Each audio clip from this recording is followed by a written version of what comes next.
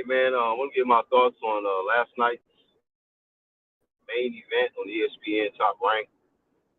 Big Baby Jared Anderson takes on Charles Martin, and I put a little bit of money on this fight actually. Jared Anderson came out with the victory. He ended up getting a decision with some pretty good odds to play the fight to go the distance. A lot of people, I guess, the odds makers felt like the fight wasn't going to go the distance, and with this being the heavyweight division, Jared Anderson being a big puncher.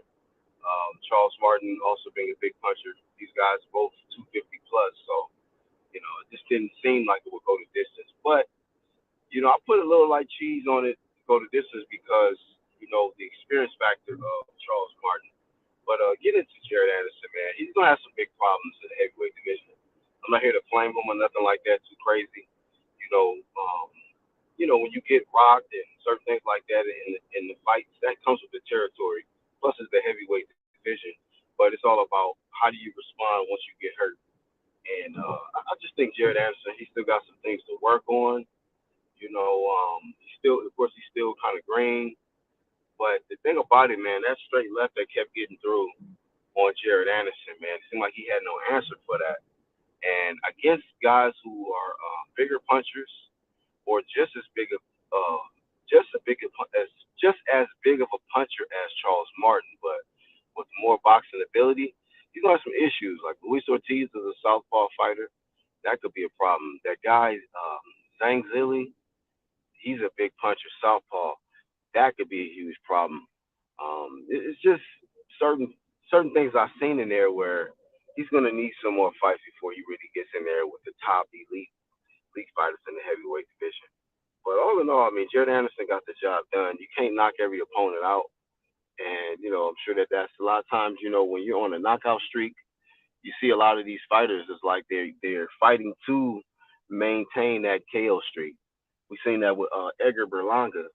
He went on like I think a 13, 14 fight first round KO streak, and he was trying to keep that streak alive. And we've seen a lot of vulnerabilities in the process of him trying to keep that alive. And I think that's kind of what we saw in last night's fight with Jared Anderson. He was trying to get the KO. I mean, he wasn't being um, sloppy or stupid in there, but it was moments where he was taking certain risks. Sometimes it was unnecessary risk he was taking in there and leaving himself open because he was trying to get the knockout instead of just boxing. And the guy's got good hand speed. I think he's got decent feet and he's got good ring IQ. His defense is decent, but I just think that the experience factor, he's going to have to get a lot more experience. And now that his KO streak is ended, now he could just focus on being smart in the ring. Being winning the rounds, man, winning the rounds cleanly, and not having those moments that he had versus Charles Martin where he gets hit with a big shot and um, it changes the momentum of the fight. He could just be smart. And approach the fight a lot different. Go back to the drawing board and whatever personal issues he had going on leading up to the fight. Hopefully, he gets that cleared up because it seemed like he got a lot of pressure on him to make a lot of money in the sport, to provide for his family, and not let certain people down. And that's kind of one of the things that happens too, man. Where you got a lot of parents that have goals and for their children, and they think like, hey, you're gonna do this, and you're gonna make us proud and all this, and a lot of pressure. But that might not be what the child want to do. And by the time they get older, it could be where they start resenting the people that put them in that position, all because they didn't want to really be there. But at the same time, it's the pressure to not let them down and not disappoint. But yeah, man. Best of luck to Jared Anderson going forward. Congratulations on his victory. I was able to win like $200 on the fight going the distance. So shout out to Charles Martin being durable enough to win me some money.